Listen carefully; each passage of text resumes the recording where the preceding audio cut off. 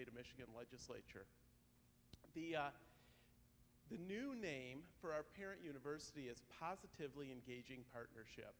And it's our hope that whether you attend in person, that's why we're having dinner. We're trying to get you here. But you know what? If you can't make it, that we're videotaping. We're fortunate to have an amazing student video journalism program, DTV, that parents can watch this. Not live, but we'll send the link out to them afterwards and then announce that to our families so that they can watch this program at their on their own schedule. So we're trying to figure out how to make this work, and I'm hopeful that parents will either begin attending more in more attendance. Or they take advantage of viewing it from the comforts of their home or on their cell phone on a break at work or however that might work, because we know that there's important messages that we need to give you, and you know that this is the toughest time to be raising children. Our kids have way too many opportunities and outside influences that can cause them to go down the wrong path. And we want to prepare you as parents any way we can. So you saw when you walked in this evening, there were note cards that if you have topics you want us to talk about, that we can look into those kinds of ideas and provide what you want.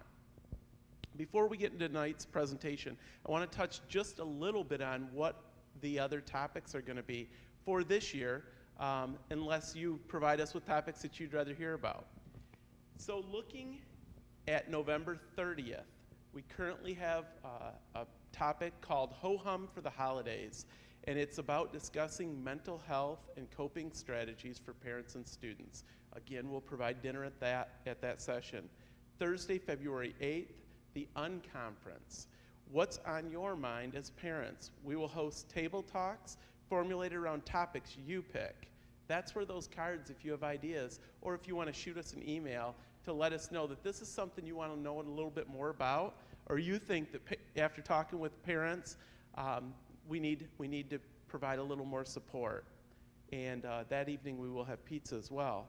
And then Thursday, June 14th, get the summer scoop. Some ideas about what kind of learning opportunities could occur in the summer months, whether that's travel ideas, college visits, or local museums and such. We want to provide you with those types of things that you might find beneficial to making summer obviously enjoyable, but also a learning opportunity. We're all focused on making sure that our kids are career and college ready. So what can we provide to offer some more ways to ensure that the kids are career and college ready? So thank you again for being here. I'm going to turn it over to Holly Halibicki. Holly is the Executive Director for Student Services here at Davison Schools, and she's going to talk to you about restorative practices. Thank you, Mr. Liskey. Welcome, everyone. We're really, really excited to have you here tonight, and your next time when we meet in November, you're all charged with the task of bringing 2 friends or 2 people that you pick up on the street on the way here, whatever the case may be, because we want to fill the auditorium. We've got a lot of things that we want to share with you. And, as Mr. Liskey said, parenting is not easy. In fact, being parents ourselves, we know that parenting is not for the faint of heart, and that you've got to be strong, and that it is very difficult to go it alone and be able to keep up on everything that is happening. One thing, what I'm going to be talking about tonight is called restorative practices, and the reason that we're bringing it to your attention is because it is some new legislation that we want parents to be aware of, but it's also something that Davison was headed toward. We were probably looking at a full implementation about a year from now, and the legislation just sort of gave us a little boost and got us moving a little quicker. So I'm really pleased to be presenting this because it's something that I really believe is the right thing for kids. So this is just a quick overview about restorative practices. So first of all, one thing that we really have talked a lot about for probably the past 3 to 5 years is the importance of relationships in school. The right now, kids, society, we're probably more connected than we've ever been to people all around the world, and yet less connected than we've ever been to those that are right in the same room with us. And I see you shaking your heads. And knowing that you are our parents, and I am a parent, very often it's, okay, I could probably get a quicker answer from my teenager if I just texted the question to them rather than talking to them across the dinner table. Yes? Okay, so relationships, that face-to-face, that real relationship is something that is important. And in fact, it is something that now we really need to foster and intentionally teach, because it may not be happening just intuitively or just naturally because people get behind a screen, and then it's a totally different kind of relationship, which, you know, you're going to hear about some of the downfalls of that. So we've been talking as a district about the importance of building relationships within the school. Peer-to-peer relationships, peer-to-adult relationships, adult-to-adult relationships, that all of those different relationships that happen within a school system, because a school is basically a community. I mean, we've got almost 6,000 kids. That's a community every day that these students are coming to. So one thing we know, and this is just kind of to reach out and grab you right at the gut level, is that kids, people in general, we don't do our best work when we don't feel good. When we're not feeling good on the inside, for whatever reason, whether that's because of trauma or a specific, you know, scenario that is happening at that given time in your life, if you're not feeling good, it's hard to do your best work, because our emotions really drive how we pay attention. And how we pay attention then drives how you're going to learn and grow. So we know that we've got to be teaching kids in a way that is, number one, sustainable, that is giving good, you know, good role models and behavior that can be beneficial to them for the rest of their lives, but in a way that is not breaking them down at the same time. So we want to make sure that kids are behaving appropriately, but we need to do it in a way that can continue to build them up. So we have lived for the past several years under what I refer to as the crime and punishment regime. We've had zero tolerance for quite some time. And quite frankly, zero tolerance was a knee-jerk reaction to some really scary things that happened in our world, in our nation. And when scary things happen, we want to try and fix them fast, and we want to make sure that people are safe. So it is perfectly understandable in the you know, the days after things like Columbine and Sandy Hook and things like that, that our states, our government, and so on went to a zero tolerance, because quite frankly, that was scary, and we needed to do something right away to try and make our schools safe. In retrospect now, after some years of living with this, we are collecting data, and we are seeing that we may have swung the pendulum a little too far. And as a parent, I don't know if that ever happens to you, but it does happen to me. You know, you're going along, and then all of a sudden kids start doing something, and you think, I got to put the hammer down. You swing the pendulum all the way over here, and things get worse, and after a little bit of time, you try and come back to the middle. What we have found after some time to study the zero tolerance policies is that instead of decreasing the discipline and teaching those kids a lesson, we actually have increased suspensions and expulsions. It backfired on us a little bit. And so we've got some really scary data. A single suspension in the 9th grade is associated with a 32% risk of dropping out. That's scary for me as an educator and as a parent. The dropout rate for a student who has only been suspended once is doubled that when compared to those who have not been suspended. With that in mind, we have to be considering very, very carefully when we need to suspend a kid and when we need to do something different. So I always go back, and when I was a principal at Hahn for about 11 years, I always used to go back to this with my teachers. The word discipline comes from the root word disciple, and if you look up the word disciple in the dictionary, it says to teach. Discipline is not synonymous with punishment, even though somehow that's how it sort of has happened for all of us. Discipline means to teach, and we want to be able to teach kids the appropriate way to behave so that it is sustainable and actually makes a change. As opposed to what very often happens, if a student is kicked out of school for a suspension, very often that student is a teenager. Mom and dad are working because that's what we have to do. And so the kiddo is watching The Price is Right all day long, or whatever else may be happening, because they're probably not sitting and thinking about what they did to get there, you know? So I see you shaking your head, you're getting this. So we want to use every opportunity that we can, because we're a school, we teach, we learn, to teach kids in every situation possible. So we look at restorative practices, and you may have heard of restorative justice.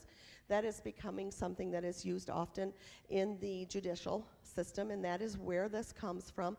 Looking at the idea that people in general, whether it's students or adults, work better in a situation where you are working together toward a common goal instead of having somebody do something to you or for you. And that's what we want to end up with for kids. We want them working with us instead of us always having to do things to them or for them.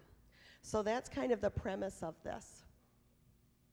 So restorative practices, the philosophy here is we want to be real careful. We don't want to send a message that it is okay to do things wrong and we're going to just look the other way, because that's not the case at all.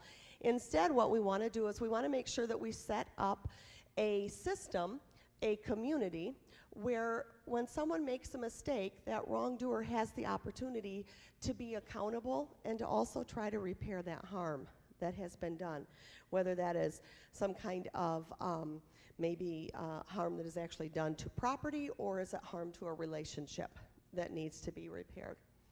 We want to make sure that we set up a community that is safe and recognizes the need to keep all the people safe in that community, but also builds a relationship that understands that if you make a mistake, you accept responsibility for your mistake, but you are still welcome back into the community. Excuse me. And then we want to work on competency development so that kids are learning and growing in their pro-social behavior skills, both for the wrongdoer and for those who have been harmed in a situation. One thing that I go back to is I think about when I was a kid, or you've seen scenarios on movies and stuff, and some kids are outside and they're playing baseball, and you hit the baseball into the neighbor's window, and the window gets broken, and instead of suspending you, your mom or dad march you over to the neighbor's house, and you know, they're standing next to the kiddo, and the kiddo's, you know, you got to apologize to Mr. Smith. I'm sorry I broke your window. You know, you got to take responsibility for it. And Mr. Smith says, well, you know, I accept your apology. Why don't you come over on Saturday and we'll work to fix that window together? And then suddenly that kid has been given the opportunity to accept responsibility, but they've also been given the opportunity to make the situation right.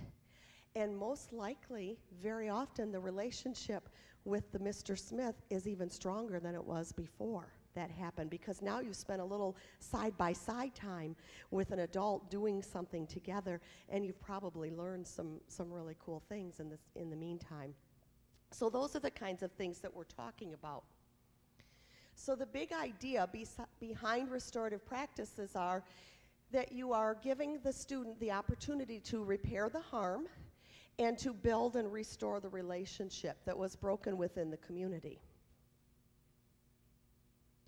There is a wide range of restorative practices that we are implementing here at school, and I'll show you, we've got many things that were already in place, but we've already seen some real differences in students and adults in just a short period of time.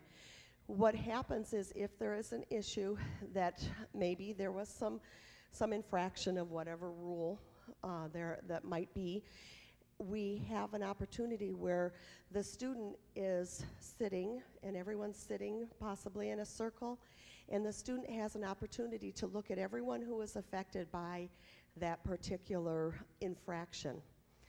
On one occasion I can think of that infraction, the circle included a custodian, it included a coach, it included an athletic director, and the student got to accept responsibility for their actions, and they also got to talk and hear how their actions affected every single one of those people. And there was a dialogue back and forth, and that student got to listen to the very, very important supportive adults in their life say, yeah, you kind of screwed up, and it wasn't cool, but you know what? I appreciate you accepting responsibility. I still care for you. I still want you to be successful. And then together, the student and those people who are all involved develop a plan for what the student is going to do to make it right. And there have been some really cool things. And when kids are given the opportunity to do that, they come up with some really fabulous ideas and things that we certainly wouldn't think of, you know, cleaning up or helping a custodian to clean up football fields, or coming up with some special public service announcements to use on our DTV for younger kids, different things like that. And that is really so much more productive than staying home and watching The Price is Right on a few days out of school. And it really makes an impact. So things that we already had in place that would be considered restorative practices. The restorative philosophy is really a way of doing business. It's that community, it's that building of relationships. And then things that support that are things like our positive behavior interventions, our cardinal code. Sometimes we come up with specific behavior plans for some kiddos, and they help us develop those plans of how they're going to be successful and what support they need in order to do that. Behavior contracts, community service. We've got champs in several of our buildings. Chill cards. You know, we really, this is something that we use a lot with kids from itty bitty all the way up through our high schoolers. And really, it's a way of advocating for kids to take a break themselves. I talked with kids about the fact that lots of times adults, very, very powerful adult CEOs, they know how to take a break when they're in a heated meeting and something's not going their way. They've learned strategies, whether that's I've got to go get a cup of coffee, or I have to take this call when really no one's calling at all. And they learn how to remove themselves and take a little break. Kids need to know how to do that too. So we have chill cards where they can just kind of show the card to a teacher. There's not a lot of discussion. They just kind of go out into the hallway, get a drink, walk it off, come back in. It takes 2 to 3 minutes, regroup, and get back into it. And learning how to do those things. Check in, check out, where kids may have be assigned a mentor, a go-to person that they go to first thing in the morning and talk about how the morning went. And that person may say, you know, hey, did you eat this morning? How you feeling? You got that homework? I know you had a test you needed to study for. Do you feel good? Kind of get them charged up for the day. They go about their day. And then at the end of the day, they can touch base with that person again.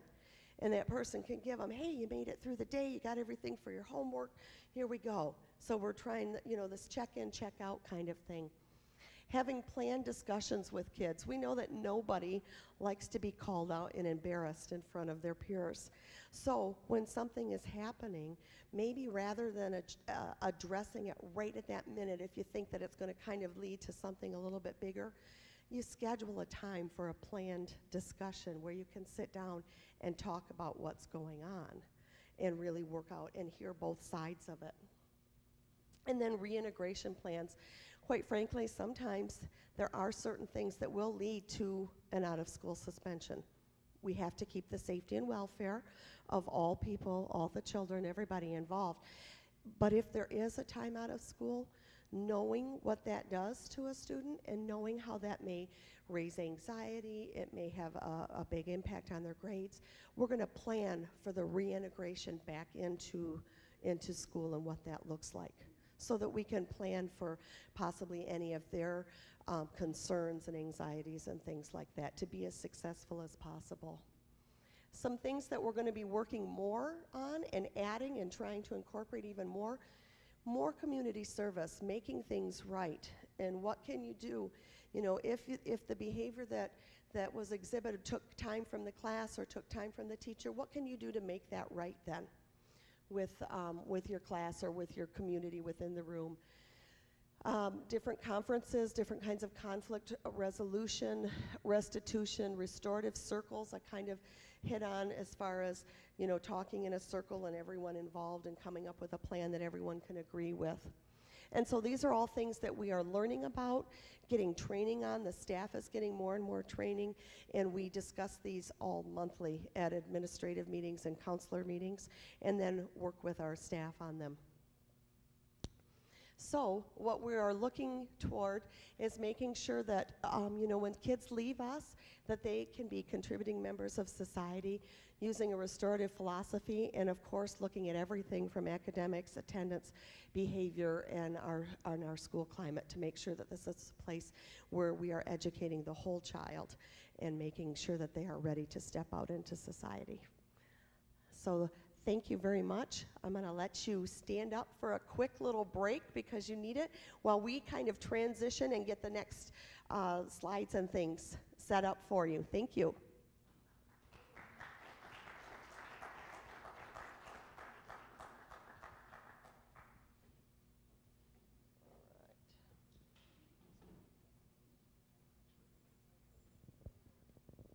While Trooper Kramer is setting up for the next presentation, you might be aware, if you have a student that's a freshman.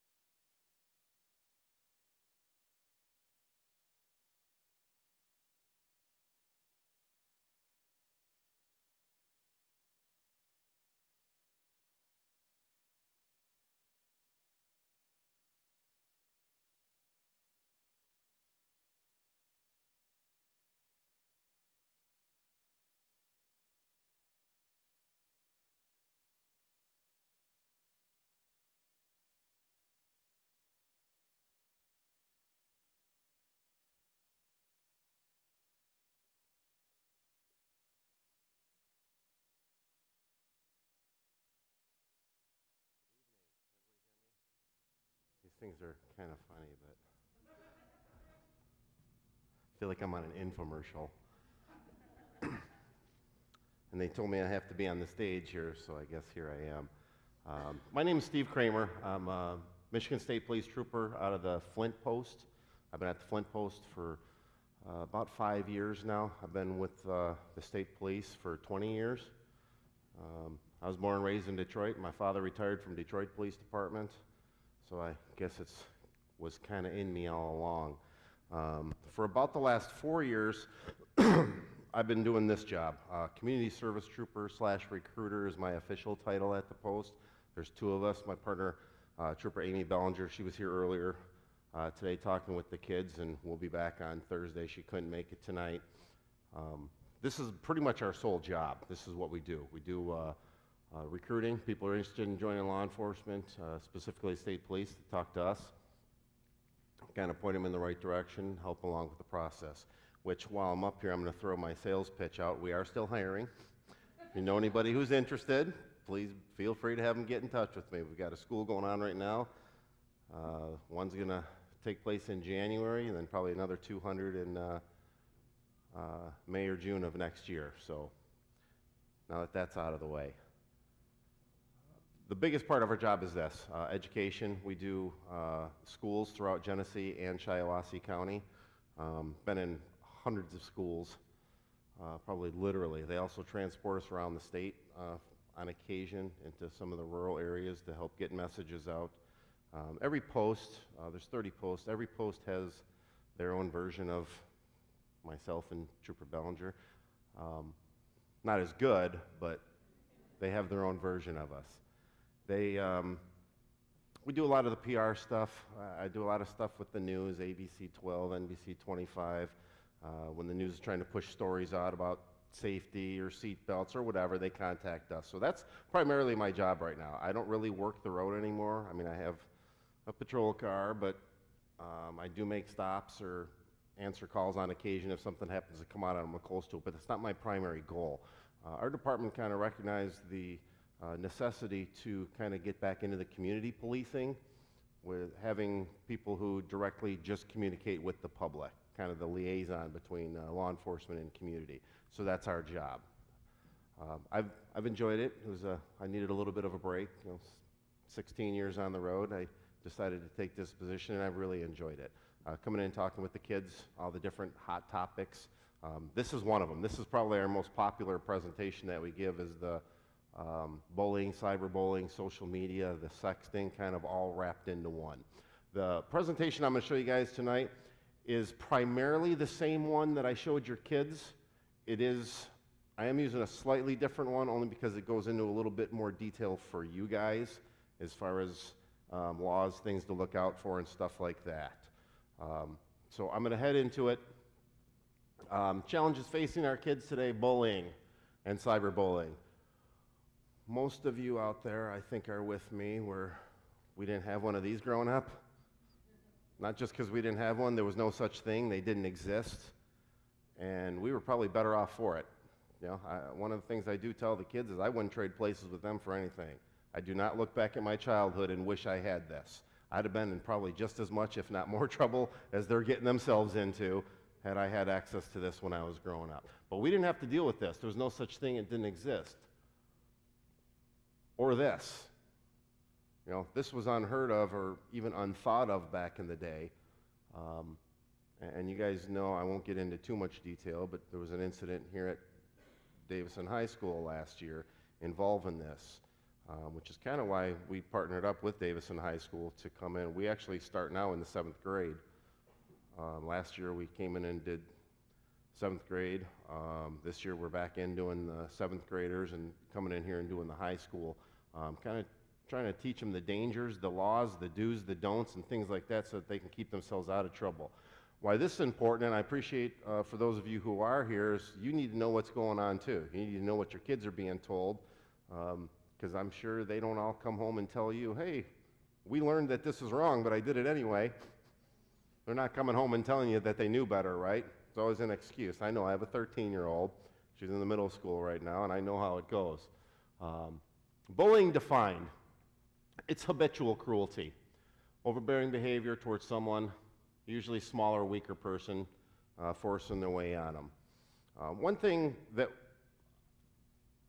I do kind of want to clarify with everyone is every time a kid is picked on or treated mean doesn't necessarily mean it's bullying. I mean, we were all been in school before. We do stupid things sometimes as kids. We think we're being funny. We get in trouble for it. We never do it again. Doing something to a kid, you know, I use the example, if I took her purse, tossed it down the hallway, didn't do it yesterday, don't do it next week, never did it before, never do it again. I didn't bully her. Now, if today I threw a purse down the hallway, tomorrow I flick her glasses off her head, next week I trip her when she's going, obviously now we can see that that's bullying, right? Repetitive action, something that is targeted against an individual. Because I've seen kids and heard kids before I get calls, so-and-so called me a name. Did he ever do it before? No. Did he ever do it again? No, but he's bullying me. Now, there's consequences for actions. Shouldn't have done it. It's wrong. But that's not bullying. Let's not escalate the problem by calling everything bullying. It just cheapens and demeans when bullying really is going on. Here's another thing. I put it in a different format, but I explained to the kids. Stalking. Read the definition there. You guys are adults. I'm not going to read to you. Nobody likes that. Very similar. This is actually one of the laws we use to prosecute bullying. Stalking by definition, and I'll simplify it for you, is 2 or more unwanted contacts after being asked to stop. I'm pretty sure when I tossed her bag down the hallway, hey, knock it off. The next day when I flicked her glasses off her head, she probably told me to stop again, didn't she? So now when I tripped her when she's going down the hallway, by definition, I'm stalking her. I'm committing a crime. This is what your kids don't seem to understand, is bullying is not just bullying, you get in trouble in school. They can get prosecuted criminally for that. Stalking is a misdemeanor, a 1 year. I've actually, unfortunately, I'm not happy to have to admit it, but when I did work the road, especially in Lapeer County, they didn't mess around. I had several kids charged with this. It's not the route we want to go, but there comes a point where the schools can't handle it anymore. Parents aren't able to handle it. It keeps going. Well, if you're not going to do anything about it, then I will. It's not, obviously, especially in today, we have better things to do than deal with kids who can't keep their hands off one another and be nice to one another. You don't want the kids involved in the court system over something that should have been taken care of at home or in the schools. Sometimes I'm not blaming the parents. These kids just don't get it, or they don't think it's going to happen to them. That's not really going to happen. That's kind of what I'm here to tell them. Yeah, it can, and I've done it personally myself.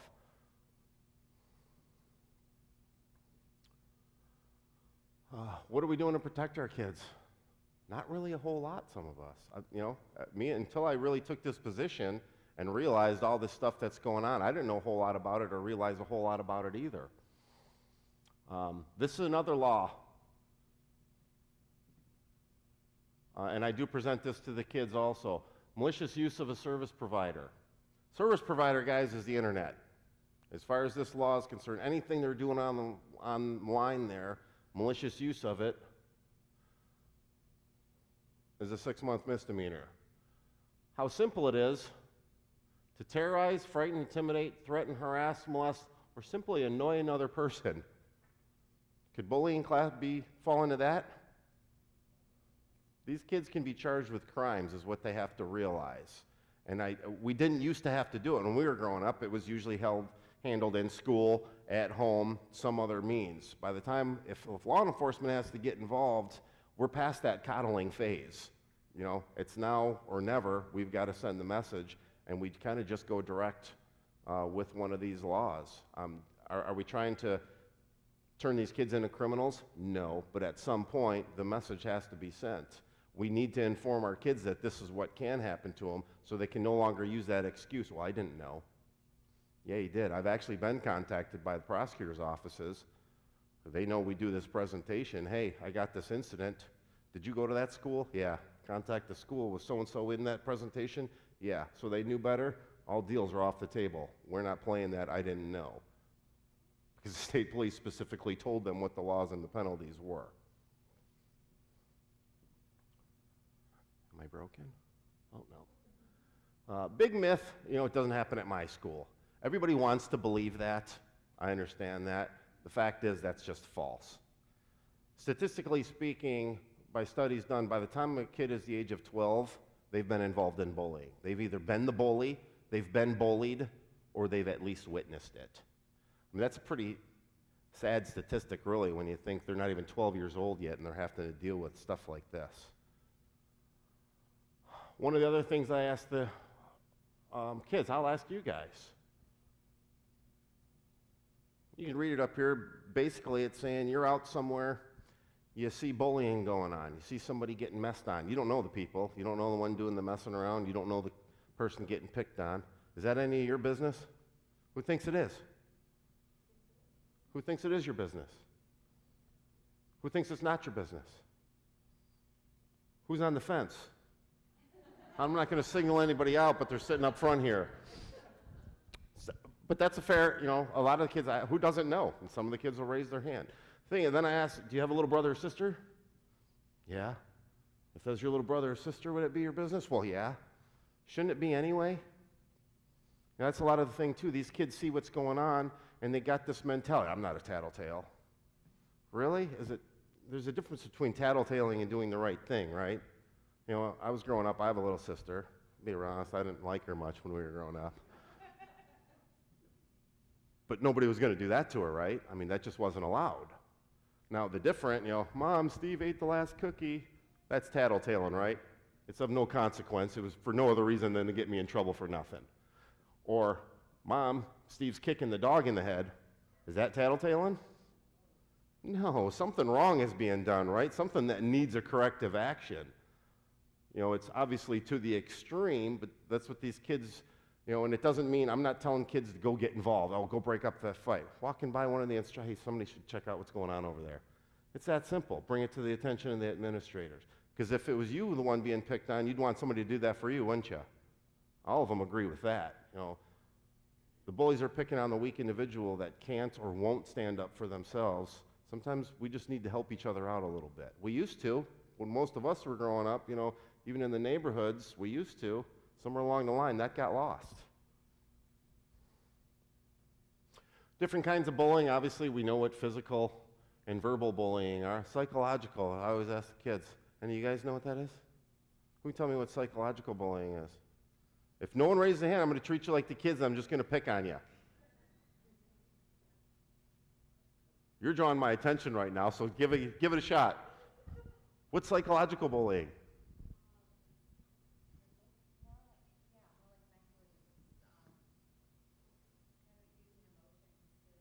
It's exactly what it is. See, don't be so shy. You knew the answer.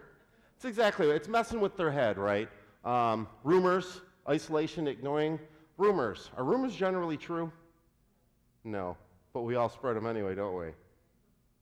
Yeah, everyone in this room has probably spread a rumor at some point in time, whether you believed you were doing it or not. If you're telling a story to someone else that someone else told you, and you don't know if it's true or not, but you're telling it anyway, you're spreading a rumor.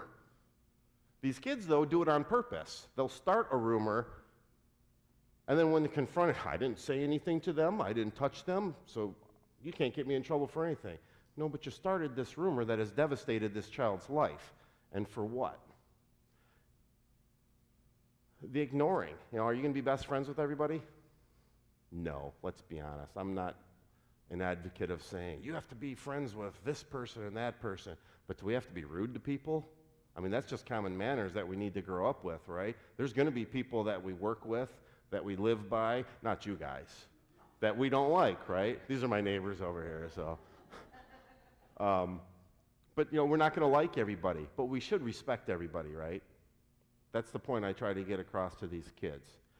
Then we get into the cyberbullying, which we didn't have to deal with. When we were in school, most of us, a few of you might not, that might not apply to, but most of us when we were in school, bullies had to confront, right? They had to be confrontational. They had to do it in front of everybody. They had to do it to your face. It was generally at school, maybe on the way to school, maybe on the way home from school. But when you got home, you were safe, right? It was over. Even kids who got bullied, when they got home, it was done for the day. Because we didn't have cell phones, right? A bully didn't call the house because who answered the phone? Mom or dad answered the phone, right? You had one phone in the kitchen. big long cord on it, rotary dial. You weren't friends with anybody that had too many nines or zeros in their number because it just took too long to call them? He said, no, I'm not doing that. I wish I was making that up, but we all know I'm not, right? But it was just different. Nowadays, you know, the kids got their own phones. People are blowing them up 4, 5, 6 o'clock in the morning, noon. You know, it just never stops for these poor kids. It's just a different world. Bullies now are bigger cowards than they ever were because they hide behind a computer screen to do it. That's what these kids don't understand. It doesn't make you tough. It doesn't make you cool when somebody posts something nasty about somebody and you even just hit that like button. You know, technically, you're bully. You know, a lot of kids don't realize that. They don't think of it that way. Oh, I was just funning them. I was just messing around. It was just supposed to be a joke. Well, if it was happening to you, would it be as funny? But all the kids today, it's more cliquey than it ever was. It was with us, too. I mean, we all had our groups, but it was different.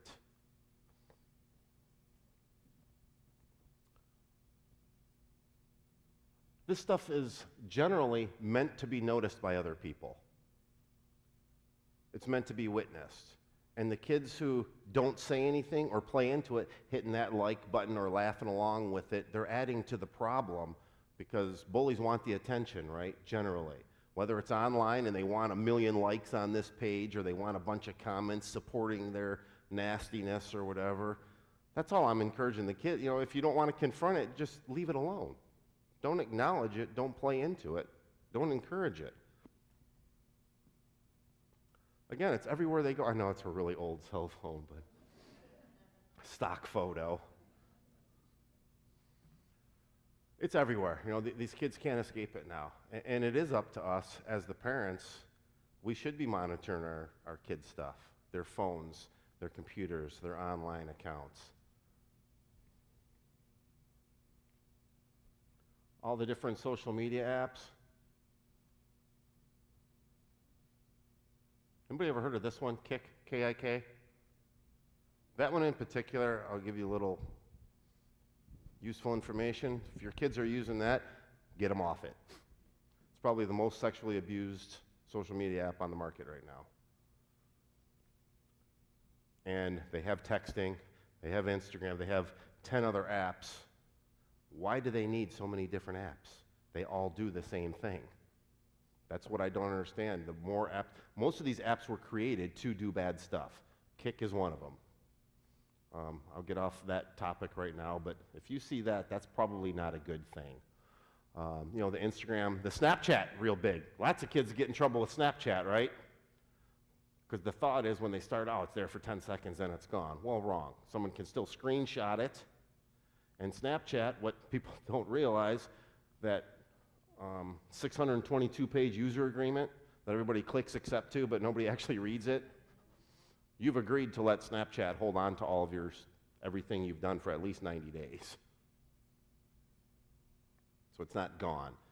It became real popular on the premise of, 10 seconds, or I can set it for 3 seconds, and then it's gone.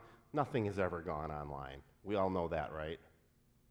We might. The kids should know that.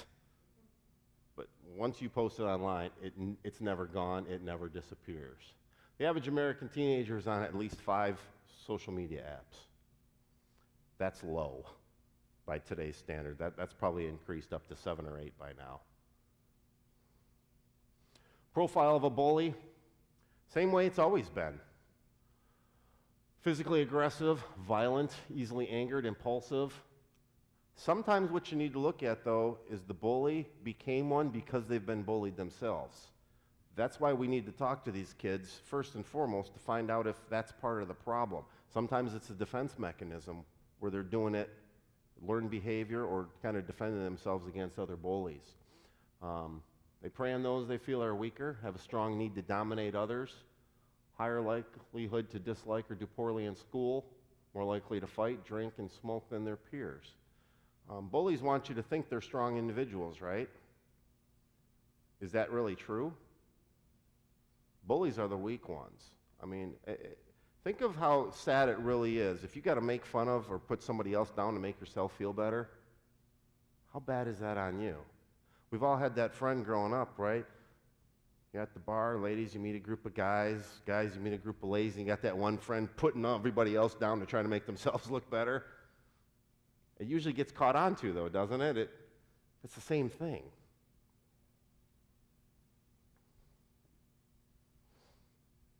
Long-term effects. There have been a bunch of studies done on this stuff here. 60% of those characterized as a bully between grades 6 and 9 had at least one criminal conviction before they reached age 24. This is why bullying is such a big issue and such a hot issue, because it doesn't stop here with the bullying. We're creating lifelong criminals, basically, and statistics will back that up. Bullies now, more than likely, will end up in jail before they're age 24. They're also more likely to live in your basement when they're 40. True story. In my high school, bully. I played football with him, good football player. Bully. Didn't understand it either. I mean, the kid had everything that he wanted, just a bully. And I tell this story to some of the kids. Do you know where he is now? He was a grade above me, so he's 40. He's in his 40s. He lives in his mother's house, never moved out.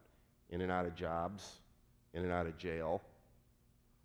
He peaked in high school.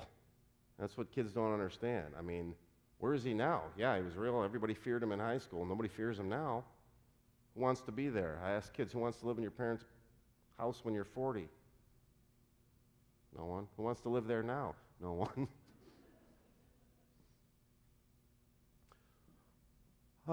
Yeah, they maintain their behaviors throughout life. It's a learned behavior, and then they can't get out of it. Risks, discipline.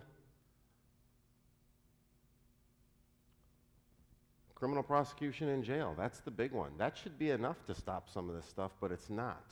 Because I don't think kids understand that it's real, that it can really happen. Anybody have any questions about any of that? Bullying, what it is, what it isn't, cycles, all that kind of stuff?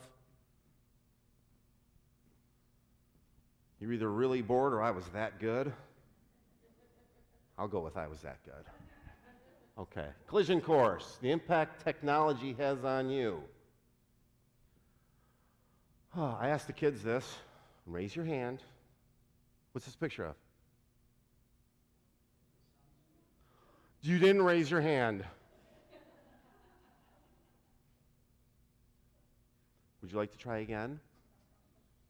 What is it? Who is that? What do you think? That would be the assumption, right? What year was that? All right. I'd give you a prize if you were in high school. I will anyway. All right, 1969, right? Anybody know what year the first recorded airplane flight was? Ooh, getting tricky. Anybody come close? No. Do you know? What is it? 1903. Think about it. A wooden airplane, basically, with paper wings. It took them a long time, lots of attempts. I mean, we all know a little bit of the history of it, right? And they finally got an airplane on. Just over 60 years later, we went from barely getting an airplane off the ground to building a spacecraft that we put people in, launched it off Earth, landed it on the rock called the moon. People got out of it, did a bunch of research, collected stuff, got back in it, and flew it back to Earth. That's a big advancement, really, in a short amount of time, isn't it? I mean, when you really put it in a perspective like that, that's a lot. Were there computers in 1969? They were about the size of a classroom, and all they were basically was data processors. This does more than a 1969 computer probably did. When you look at the technology that we have in a cell phone nowadays, adjusting for the times, that's the same amount of technology it took to put a man on the moon in 1969. You're holding it in your hand every day. And what did we do as adults when all this technology came out? Well, when our kids turned 16, did we just give them the keys and go, here you go, you're 16, here's your car? What do they have to do? Driver's ed, then they got to drive with mom and dad for a year just about, can't have passengers, can't do this. But with the internet, we just said, it's limitless, here you go. Most of you, be honest, and I know, if I give you a motorcycle and tell you it does 200 miles an hour, what are you going to do? You're going to do 200 miles. You're going to see if it does 200 miles an hour, right? I asked that to the kids. They all say the same thing. Well, what did we tell them with this? Here, you can literally do anything you want on it. They're going to try, and they are. Has anyone finished the internet yet? It's not even possible, exactly. But they're trying like, you know what, aren't they? It's just not fair what we've done to them. We've put them in this situation. We're giving our kids cell phones at 7, 8, 9 years old. What does a 7-year-old need a cell phone for? They don't. Or if you're going to give them a cell phone, give them the old flip phone. That's not cool, right? They'd only use that for an emergency. Because who's on these websites? This is, I talked to them about this, but you guys really need to understand this too. Everybody's on these websites. It's not just their friends. We've got the good people and we've got the bad people. I talked to them and very frankly, and I'll talk to you the same way. Do you know how many pedophiles and sexual predators are online these days? How many identity thieves? I mean, just people out there with no other job other than to be online and looking to do you harm. It's enormous. You know, another thing I ask kids, and I think Facebook, I don't know, do we all still use Facebook? Or is that outdated even for us? I don't know. I'm not a big social media person. But I talked to the kids about it. You know, how many Facebook friends do you have? I was in a 4th grade class once. I said, raise your hand if you have 100 friends. Keep it up. You know, 200. This girl, I got 600 and something. You don't know 600 people. You're in 4th grade. Statistically speaking, when you have people on your social, even for adults, that you don't really know, statistically speaking, one of them is a sexual predator. That's a fact. Or, I'd like to tell this to the kids too, an undercover state police or FBI officer. We have fake accounts out there on Instagram, Twitter, all of the popular ones. And it's not to get the kids in trouble, it's to pose as them to try to catch these people who are targeting our children. It's more than likely that one of our cyber team members is friends with one of your kids on one of these social media sites and they have no clue. Because we get a friend request or a whatever request from, hey, look, it's my sister's cousin's dog's brother's friend. Okay. Because it is. It's like a status symbol to say I have, oh, look at all the friends I have. Look at all the followers I have.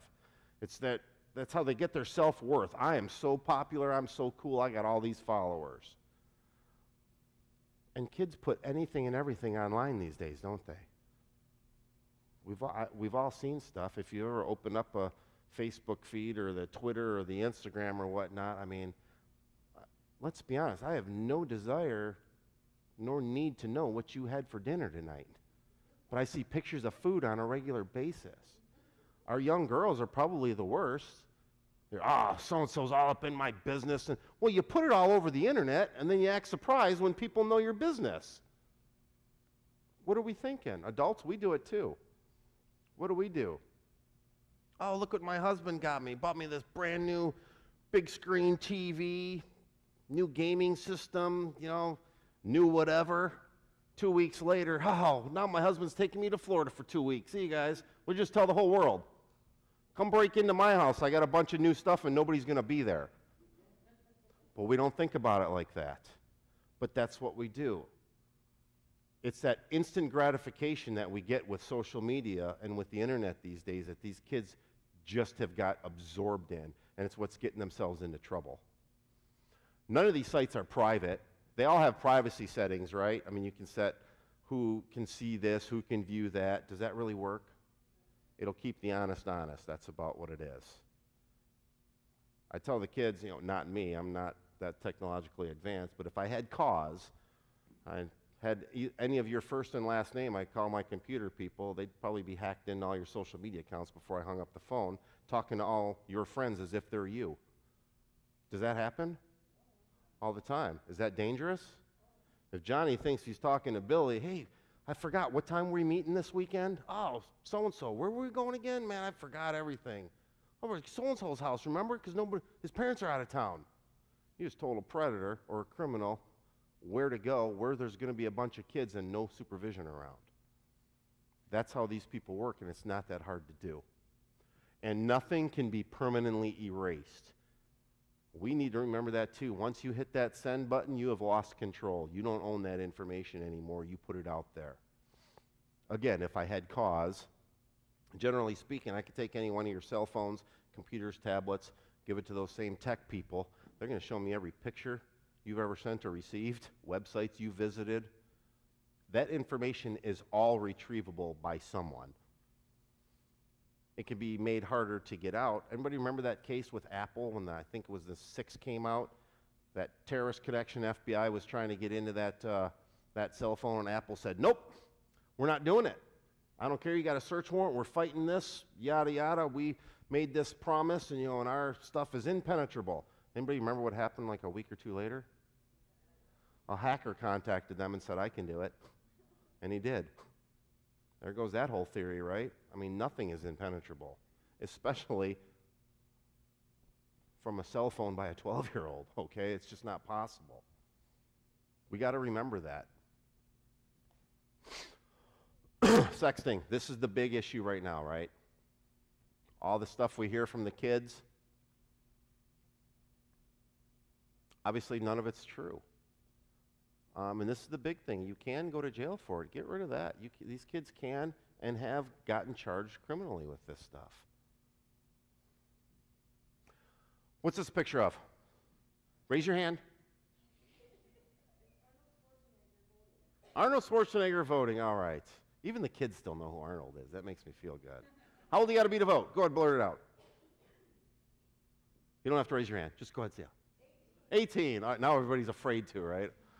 All right, how about drive a car, unrestricted driver's license, no more parent permission, you can have anybody in the car, how old? Roughly 17 by the time you get your full unrestricted driver's license. How about this, what's this picture of?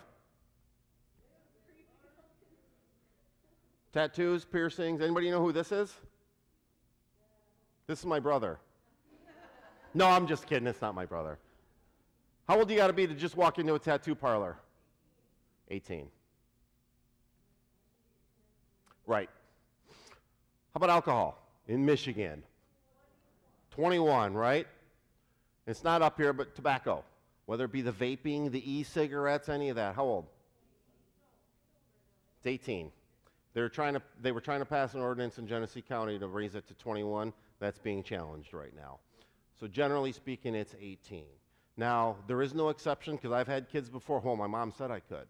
Well, then your mom's getting charged with a crime too because she doesn't have that authority. Now, does every 18-year-old go out and get a face full of tattoos and piercings? No. Does every 21-year-old go get smashed every night? Well, maybe at first, but generally speaking, no, right? Does every 18-year-old start smoking and chewing tobacco? No. Just because you can doesn't mean you should, right? I mean, there's lots of things in life that way. Just because you can doesn't mean you should. And that's where I lead into the next when I'm talking to your kids. Does anybody know, do you guys know the answer to this? 16, anybody think any different? Okay, anybody think any different? I told my daughter it's 45. She still believes me, so we're going to let that one lie.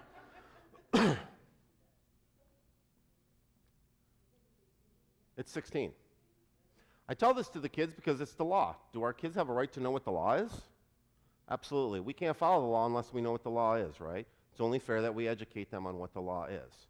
Now, with that being said, like everything else, does that mean every 16-year-old should be going out and having a sexual relationship? No. Just because you can doesn't mean you should, right? Now, what's the minimum age to appear in pornographic material? 18? Anybody think any different? It's 18. Now, you see there's a 2-year discrepancy there, right? Where I think, this is why I think this is important for our kids, for them to know what the laws are. Because if you are under the age of 18, which probably 90% of high school kids are under the age of 18, if you are under the age of 18 and you have an inappropriate photograph of yourself, you've created child pornography. That's the plain and simple answer. But our kids don't think of it like that, right? Our high schoolers are 15, 16, 17. That's not, child pornography is the 8 and 9-year-old kids, you know, that's nasty stuff. We're adults now. No, you're not.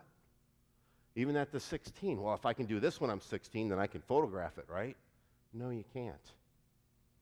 And I even get the, well, I'm 15 and she's 15. We both agreed, so it's okay.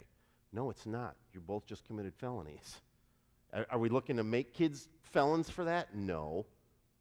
But we need to draw the line somewhere, and we have to let them know that.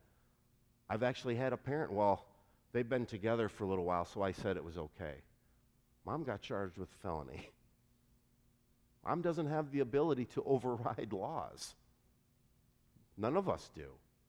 That's the bottom line. You can't say that it's okay.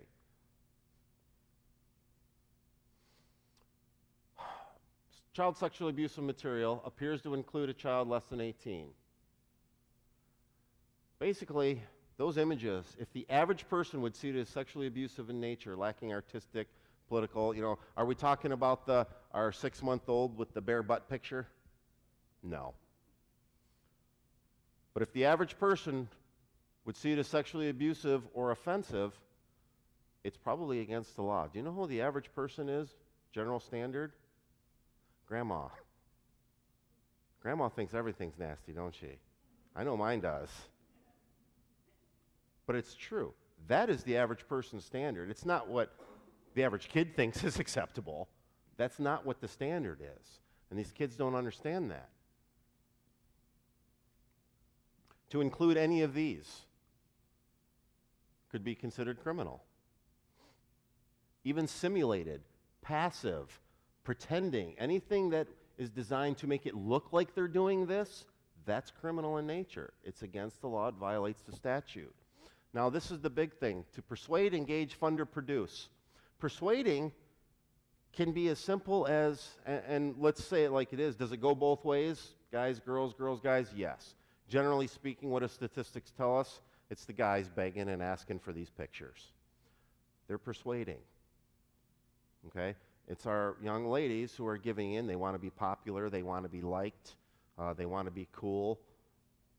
So they send these, oh, he's my boyfriend. I love him. Make no mistake, and I tell the girls, as a boy, I can say this, if your young ladies are sending inappropriate pictures of themselves to a boy, he is showing everyone he knows. It's no fun to have it if I can't brag about it, right?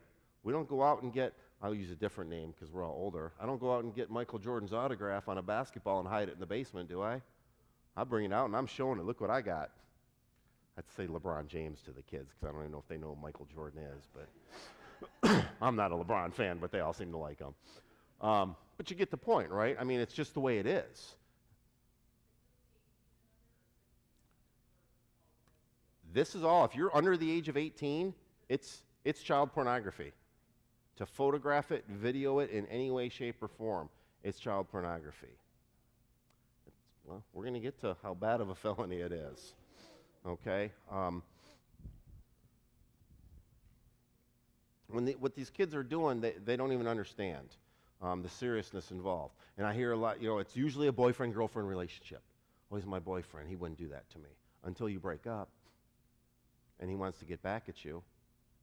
That's how it generally works.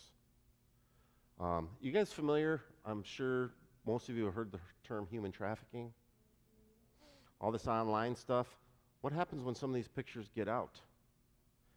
We had and there's some cases in here, but I'm going to tell you one real quick. We had and this was on the Kick page, 15-year-old girl thought she was talking to another 15, 16-year-old boy, sending him all these inappropriate photos, videos. Turned out this was a 57-year-old man on the other line who now is blackmailing her. Hey, if you don't keep sending these, you're going to meet me here. You're going to do whatever I tell you to with me and my friends, or I'm going to expose you. Is this 15-year-old scared now? She thinks she's going to get in trouble? She's trapped? That's how a lot of our kids are getting lured into the human trafficking. Just statistically speaking, everybody thinks, oh, they're kidnapping our kids. And people will say, oh, there's no child abduction. That's not how it works, guys. Less than 3% of human trafficking victims are actually kidnapped. The other 97% are sold or tricked into it by family and friends. Online is the biggest way that this is done. This is how they're advertising. This is how they're selling. That's what these kids don't realize. Those pictures get into the wrong hands. Now they're trapped. That's why it's such a serious issue. And, I'm 16. I use the example because it's kind of funny, but it puts it into perspective because kids think, oh, that could happen to me. You wake up in the morning, you think it's going to be funny to take a picture of your butt in the shower and send it to all your buddies. I'm 16. That's a felony. That's child pornography. Guys, when you're begging for it, asking for it, you're persuading. Ladies, when they send it to, or when they take that picture, they're producing it. It's committed a 20-year felony under the law. And I'm 16, I'm being funny. I didn't take just one, I took 10. That's 20 years each. That's not per incident, that's per photograph.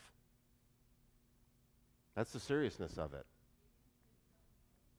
I'm sorry. And I'm not saying this, but by definition, ignorance is no excuse to the law. It is their duty to know. Should a kid know that they shouldn't be taking naked pictures of themselves and sending it to somebody? Because I've had that argument from, well, what if we didn't know? If you didn't know, then why are you hiding it?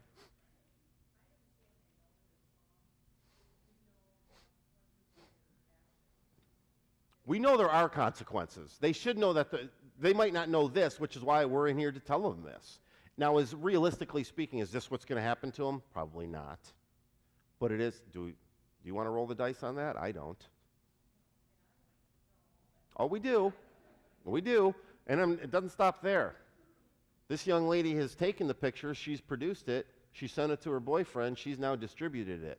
That's another 7 years. We're up to 27 years for that one picture. Obviously, you took it, you sent it, you're in possession of it. That's just a tack on another 4. 31 years worth of felonies for that one photograph is what you could potentially be charged with. This is usually just, you guys just like the kids, the room goes pretty quiet. Because it just got real, didn't it? You know, I like to come up here, make it a little bit looser environment with you guys. I don't want to preach to you, but this is serious stuff, isn't it? And it should be taken seriously. And students are being charged. I'm not going to get into specifics, but again, are we trying to turn them into lifelong criminals, sex offenders? No. But we have to draw a line somewhere, and there has to be consequences for actions. Michigan Sex Offender Registry, this is how it works. Michigan has one of the toughest sex offender registries in the country. Tier 1, yearly registration for 15 years for capturing image of an unclothed person under 18. That's what these kids could potentially be stuck with. Tier 2, biannual registry, meaning they have to report twice a year for 25 years for producing or distributing sexually abusive material, or trying to get them to do that.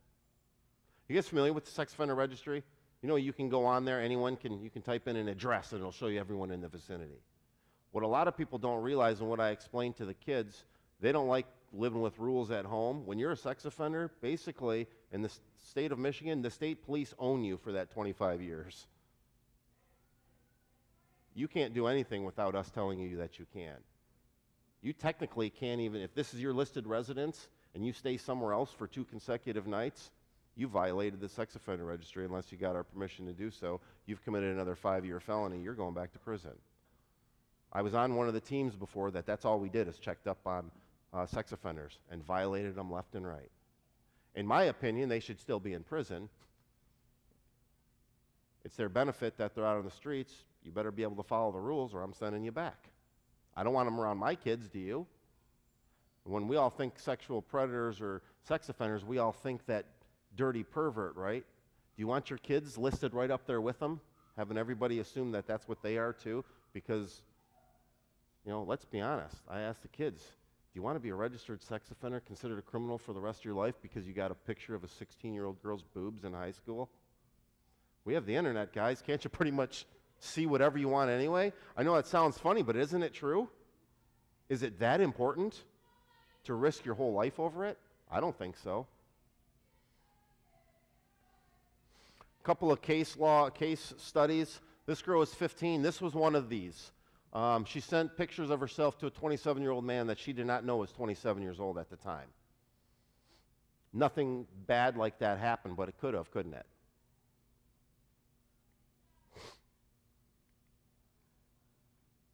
This one here, Philip. Boyfriend-girlfriend relationships. I try to explain these to the kids. Generally speaking, it happened some when we were growing up, when we were going through high school. But I will tell the kids, your boyfriend-girlfriend right now, I almost guarantee you is not the person you're going to spend the rest of your life with. They swear it is, though, don't they? But it's not. Let's be honest, it's not. Things don't work that way anymore. It could, with rare exception, but it generally doesn't happen anymore. So you're doing this with this boy. A year later, you're sending him out to another. Sooner or later, aren't you risking leaks? I mean, this stuff getting out there? Sure you are. This guy here, this is what happened. This guy here, he's 18, had inappropriate photographs of his girlfriend. After 2.5 years, she breaks up with him. He's mad. He sent the photographs and the videos to her family, her friends, just to embarrass and humiliate her. Well, Albert is the first to admit it was a stupid thing I did. I was tired. It was the middle of the night. I was upset. I was angry. I was an immature kid. He's now a registered sex offender, listed right up there next with the people who rape and molest kids. Was it worth it? Albert's telling you, no, it wasn't. This is the one I always wrap up with. This is kind of what brings everything together. Jessie Logan was her name. Normal high school student, has a boyfriend in high school. She breaks up with him. He's mad. Now, he took it actually a step further. Imagine when all you're walking in here today, and I'll put it out to you ladies, as you're walking in, there's naked pictures of you, physical copies posted all along the walls, all along the front of this stage when you walk in. You walk down the hallways of the schools and you see that. That's what this kid did. Think that destroyed her? Absolutely it did, right? Now she's a whore, she's a tramp, she's a slut, made fun of by all the other kids. And Barrett, would you want to come back to school? I wouldn't. Who would? So she starts ditching class. Parents actually moved her across the country. We have to get her out of this situation, right? Did it stop? Would it have when we were growing up? Yeah. No one in California would have known what happened in Michigan, right? She'd have just been another new kid. But thanks to social media, those kids knew what was going on before she got there. She actually went on the news, tell her story. They blocked out her face or blurred it, disguised her voice, and she's telling the story, exactly what happened, pleading with other kids not to do this. 2 months after that news story, she committed suicide. She hung herself. This is happening at almost record numbers right now. From the bullying, the harassment. I mean, this just sort of ties everything in together, right? The sexting, the bullying, the harassment. I mean, everything into one. Our kids are dying over this. Could he be charged with a crime? He could be charged with her murder. I don't know what happened in this one. You guys remember it was a pretty big deal right now with that whole carbon monoxide. The girl knew the boy, texting back and forth, and he ended up killing himself. Do you remember what happened to her? She got convicted of being responsible for his death. That's what our kids don't understand either.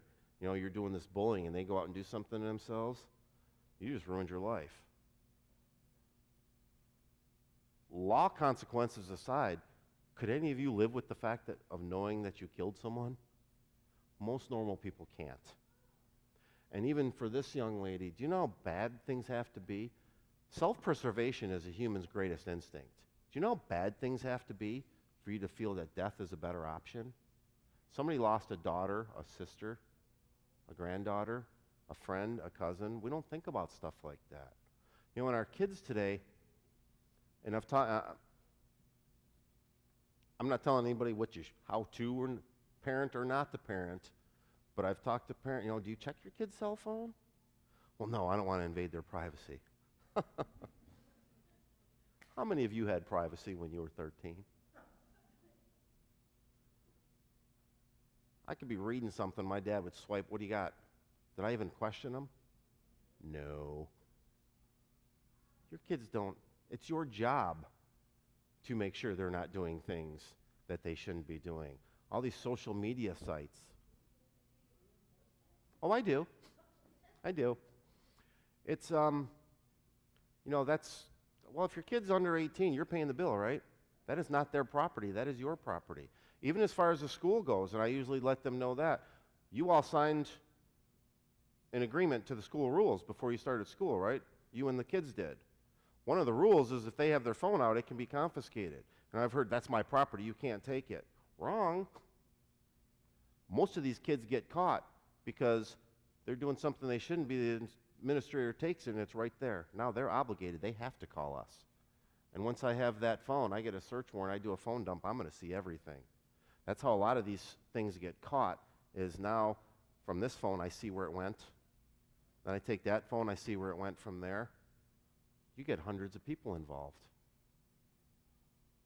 That's what these kids need to understand. My daughter, I'll be honest, at any given time, she has a pass lock on her phone. I have the code. She has all these different social media accounts.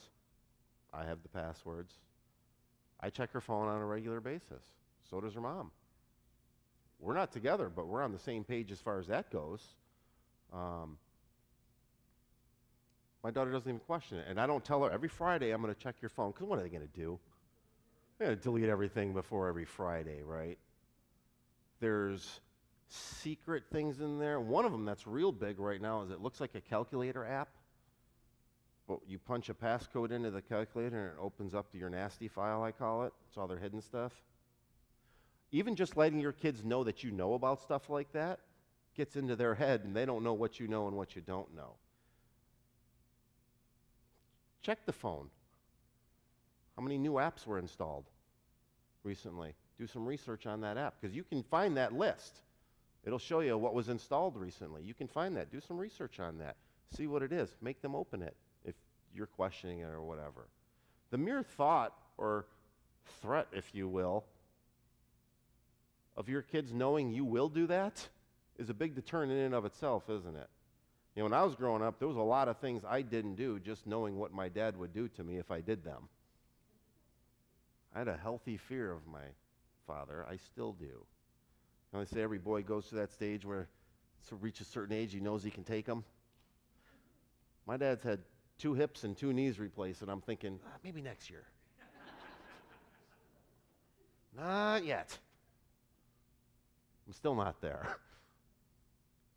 I don't think I ever will be. But I just don't have that mentality either. Probably most of you don't either. I mean, it's not, a thought in your head.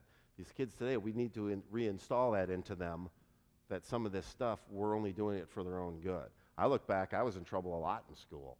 Not, the illegal kind, but doing stupid stuff, which we all did, right? I look back now, I can't thank my parents enough for saving me from really getting into some trouble and really doing something stupid. Our kids, unfortunately, and I'm not knocking them, we've done it to them. We gave them this and didn't give them any instructions on it. They need some guidance. They need some help with this stuff because they're getting themselves into trouble. They're getting themselves charged with crimes. They're getting themselves into situations that they can't see their way out of. You need to have open, candid conversations with your kids and let them know, if something happens, it's okay to talk to you about it. One of the questions that gets raised is, what if somebody sends me something and I didn't want it? Is that possible? Sure it is. Delete it and tell somebody. Because when that investigation goes on and I say, well, I see you received this picture. Yeah, but I deleted it after 6 months. Does that convince me as an investigator that you didn't want it? Now, hey, I see you got this picture, but I deleted it.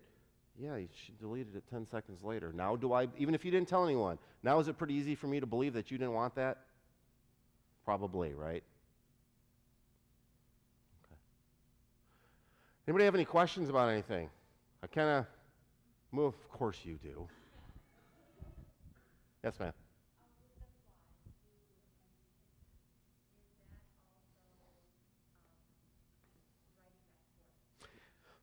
It could be. Yeah, she was asking, the pictures is illegal. Does it also apply to the words? The sexual content words, not necessarily, but the threatening, the abusive, anything like that falls under all those statutes that we talked about before. The stalking is a real universal law, believe it or not. And most people, when we think of stalking, it's that peeper behind the window or following his ex-girlfriend around. What our kids don't even realize, too, when boyfriend, girlfriend break up, what generally happens nowadays? They're blowing up their phone, right? Please talk to me, please talk to me. By definition, they're stalking. Please talk to me, leave me alone. I'm not going to stop until you talk to me. Leave me alone. By that third one, they've just committed a crime now. But kids don't believe that that's true. Oh, no, I'm just trying to talk to her. No means no in every aspect of it. It doesn't matter whether it's online, whether it's on texting, whether it's in person, whether it's writing, whether it's sexual advances. When somebody says, leave me alone, you have to leave them alone. Even the bullying, physical contact, the people we grew up, you smack them on the back of the head or something. What do we call that today? Assault. You putting your hands on somebody they don't want you to, that's a crime. Any other questions?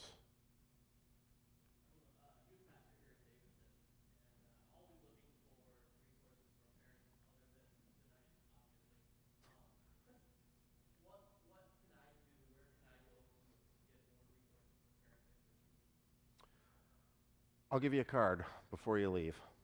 Get a hold of me. I can point you in the right direction.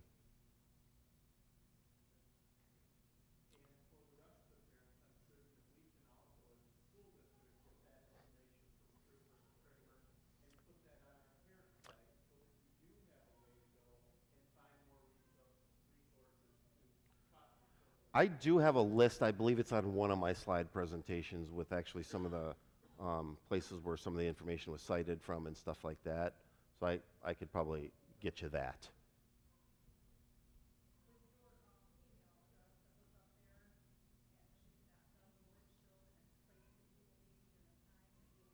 No.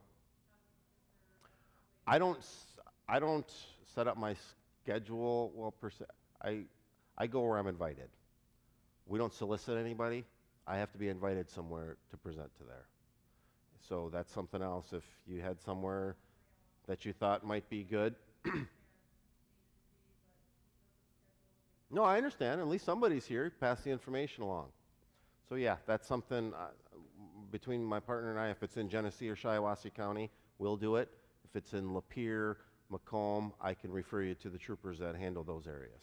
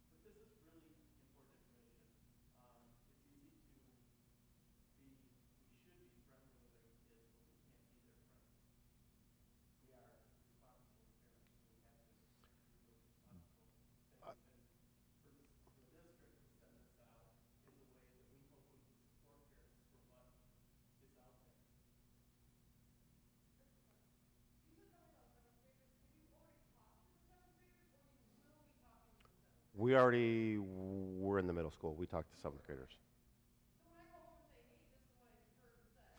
She should go, uh-oh.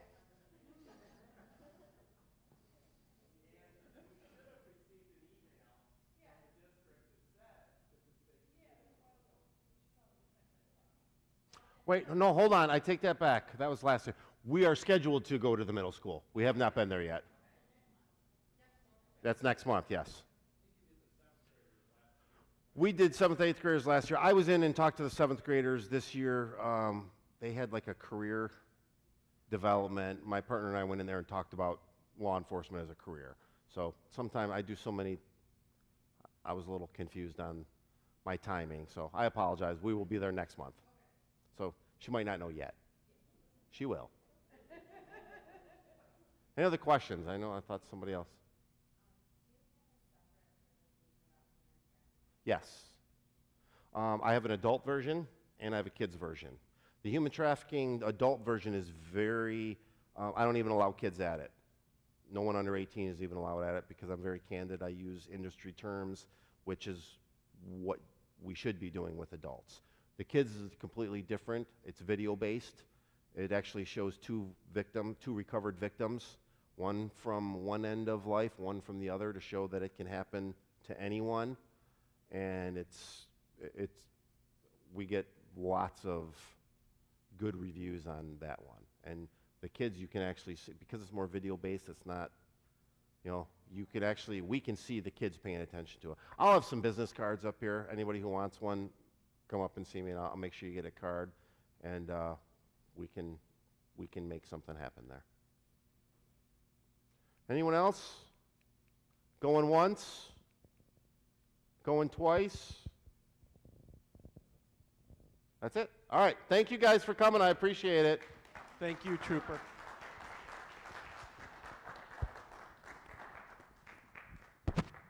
You can tell people that these are going to be great parent sessions.